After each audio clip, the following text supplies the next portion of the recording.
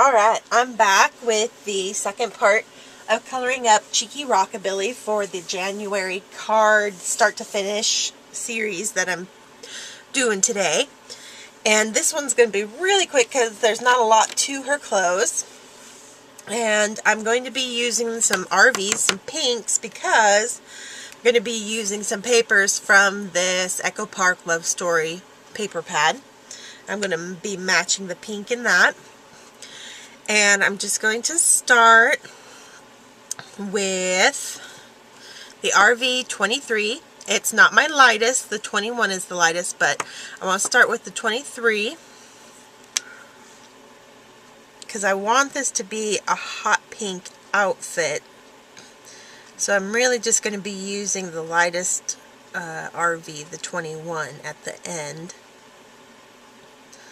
And I'm following the last video. I established that the light source is coming from the right, so I'm still following that with the shading on the clothes, because I don't want to change things up and make it look confusing to the eye. So I'm just laying my color down opposite that light source. This on her skirt, we're going to kind of create some pleats on here. So this top part is going to be a little bit lighter because it's going to get hit by the light, and then as it dips down, it's going to be a little darker. And then this one is darker on this side because the shading, that light's going to hit on this side. But it's going to be really small because just being on the back side of her body there, it's just where it's going to kind of peek out from behind her leg there. And then on this, it's going to be the top part of that that's going to get some light. And the same there as it comes up towards the top of her leg. So I've established kind of the pattern of light on her clothes. Now I'm going to go up to the RV 25 and just lay that on top, kind of halving the distance. There's not a huge difference between these two, but it's going to build the color nicely. Actually, out of all the color families in the Copic markers, the pinks are probably the most difficult for me to work with. So I'm kind of challenging myself to use them today. RV 29. It's like, you know, reds and blacks, no problem, but for some reason, the pinks, they're tricky for me, and so it's good, instead of avoiding them, to kind of face it head on and just, you know, keep playing with them until you figure out, you know, the nuances of how to get them to do what you want them to do.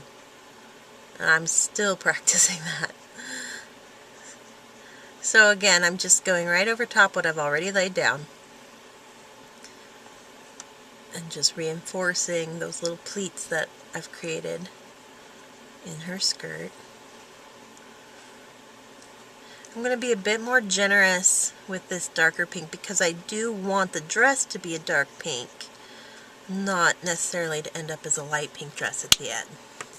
Okay, so now I'm going to go back down and blend it out with the 25, the RV 25.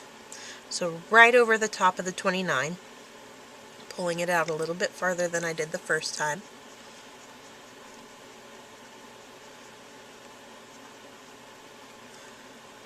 I'm doing the same here on her skirt. And this is just where we start blending those colors out.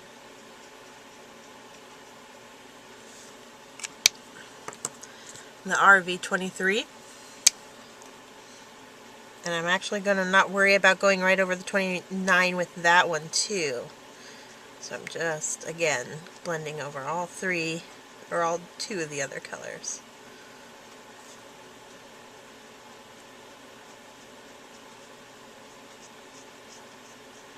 Because this one's going to make it, oh, I don't know how to describe it, a little bit pure pink. It's just got a vibrancy to it, I guess, that the 25 doesn't necessarily have, but they work nicely together. Okay, so now I'm going to bring in the RV21 finally.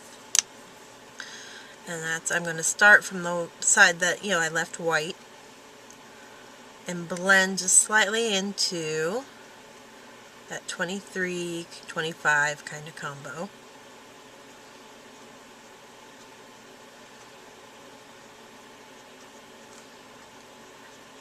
Not going too far into the 23, 25, because again, I want to keep this dress pretty dark pink.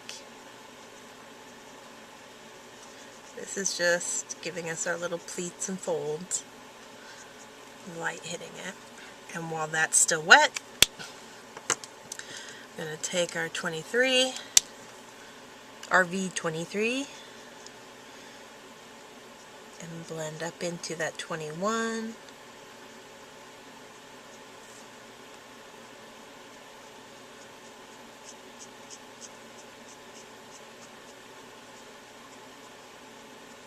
Again, while that's still wet, go back to the 21, and it's just a little bit of a back and forth to get a smooth transition.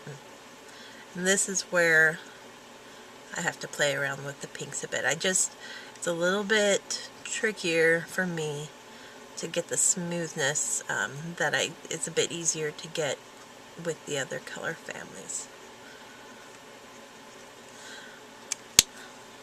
Because I'm pretty happy down here, on here, but that one sleeve, so I'm going to go back with that 23 and just one more time. I think I might finally have it to where I got it where I want. Okay. And I'm going to let that dry a little bit. I guess while that dries, I'll do her shoes. They're just going to be a black shoe. And since they're so small, I'm just going to start with my darkest, the T9. And get that opposite our light source, because this is the darkest part of the shoe, to the T7. Blending up towards the light, finishing it with the T5, blending this way down. Nothing too fancy, just a subtle little black pattern shoe. Okay, now that gave my dress time to dry. I'm taking my darkest, the RV29, and I'm taking it to really get a nice shadow.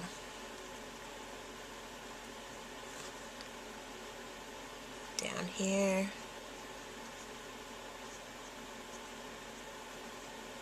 Okay. And I'm not touching it, I'm not blending it. I want that little bit of definition. And that, my friends, is a pink that I'm happy with. And it helps, you know, practicing.